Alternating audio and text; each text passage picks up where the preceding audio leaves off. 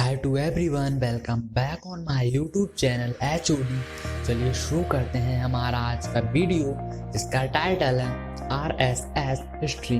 आज हम राष्ट्रीय स्वयंसेवक संघ, जो कि भारत का एक बहुत बड़ा संघ है, जिसका शॉर्ट फॉर्म है RSS, उसके इतिहास के बारे में जानेंगे। चलिए स्टार्ट करते हैं हमारा आज का video without any further delay.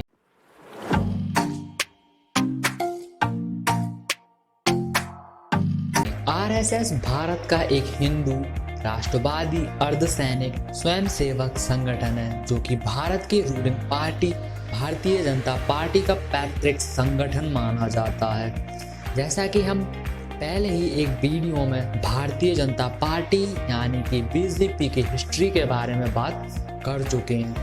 RSS राष्ट्रीय स्वयंसेवक संघ का शॉर्ट फॉर्म है।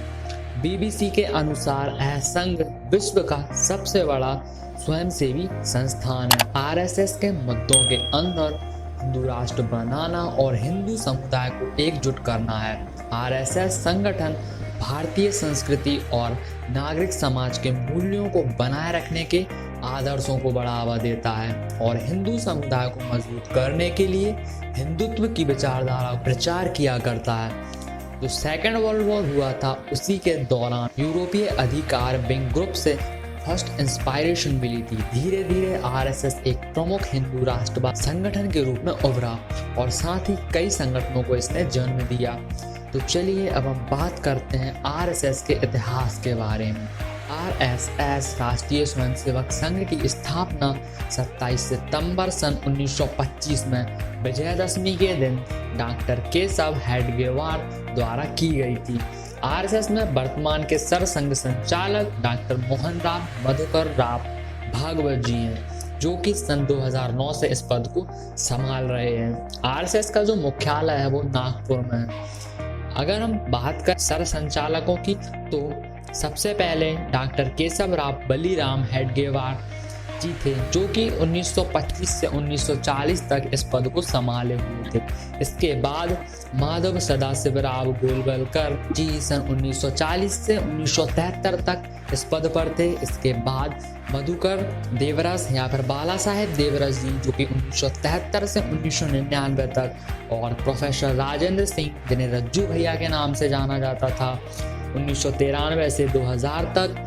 कृपाहल्ली सीतारामैया सुदर्शन उपाध्याय सुदर्शन जी 2000 से 2009 तक, और डॉक्टर मोहन राव मधुकर राव भागवत जी, जो कि 2009 से RSS के सरसंघ संचालक हैं अभी तक।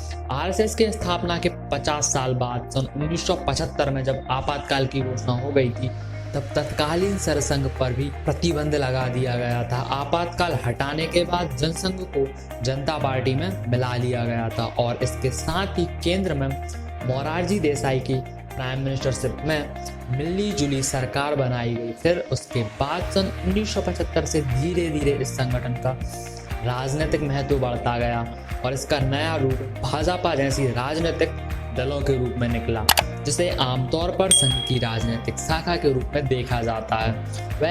RSS की स्थापना के 75 साल बाद सन 2000 में प्रधानमंत्री अटल बिहारी वाजपेयी के नेतृत्व NDA की मिली जुली सरकार बनाई। अब हम RSS के स्ट्रक्चर के बारे में बात करते हैं। तो संघ में संगठनात्मक रूप से सबसे ऊपर सरसंघ संचालक का स्थान होता है, जो पूरे संघ को गाइडेंस करते हैं, और सरसंघ संचालक को जो चुना जाता है वो नॉमिनेशन द्वारा चुना जाता है। प्रत्येक सरसंघ संचालक अपने उत्तराधिकारी घोषणा किया करता है। वर्तमान में जो सरसंघ संचालक हैं वो श्री मोहन भागवत जी हैं। संघ के ज्यादातर कार्यों और एग्जीक्यूशन संघ के शाखाओं के माध्यम से होता है, जिससे सार्वजनिक स्थानों पर सुबह या शाम के समय 1 घंटे के लिए स्वयं सेवकों का एक दूसरे से मिलन होता है। वर्तमान में प्रेजेंट टाइम में पूरे भारत में लगभग 55,000 से ज़्यादा शाखा लगती हैं RSS की। इनफैक्ट जो शाखा हैं उसी से संघ की बुनियाद होती है, जिससे ही आप इतना बड़ा विशाल जो संगठन खड़ा हुआ है उसकी कल्पना कर सकते हैं। शाखा की सामान्य गतिविधियों में खेल, योग, वंदना और भारत एवं विश्व के सांस्कृतिक पहलुओं पर कार्य और डिसीजन होता है। संघ इन सभी के साथ साथ समाज, राष्ट्र और धर्म की शिक्षा भी दिया करता है, जिसमें शामिल है दिवाली पर शिष्य वर्ग, निवासी वर्ग, संघ शिक्षा वर्ग, इंटेलेक्चुअल और शारीरिक वर्ग। इन सभी क्षेत्रों में आरएसएस संघ कार्य करता है। वैसे क्या आप भी आरएसएस के सदस्य हैं क्या?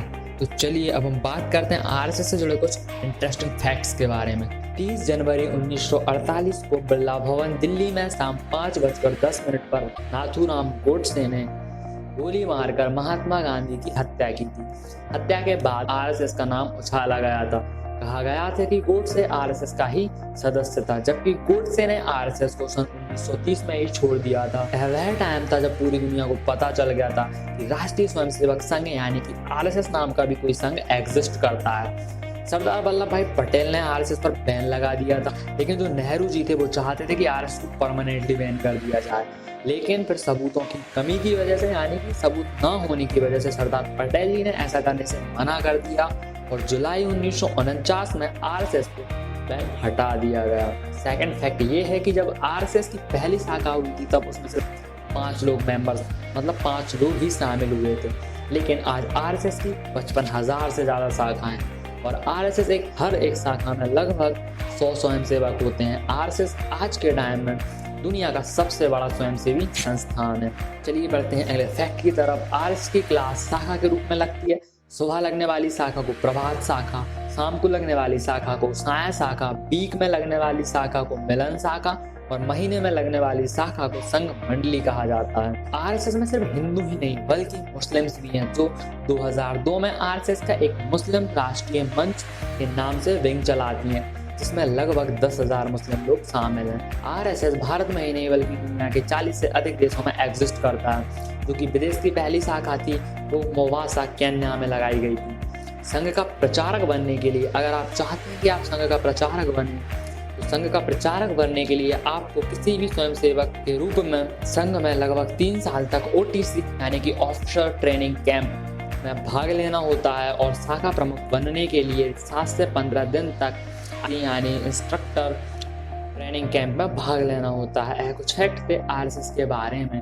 आई होप आपको हमारी यह वीडियो पसंद आई होगी। अगर आप ऐसी और बहुत सारे इंटरेस्टिंग फैक्ट से भरे वीडियोस देखना चाहते हैं तो लाइक करें हमारी वीडियो को, शेयर करें अपने फ्रेंड्स एंड फैमिली मेम्बर्स के साथ, सब्सक्राइब करें हमारे यूट्यूब चैनल HOD को।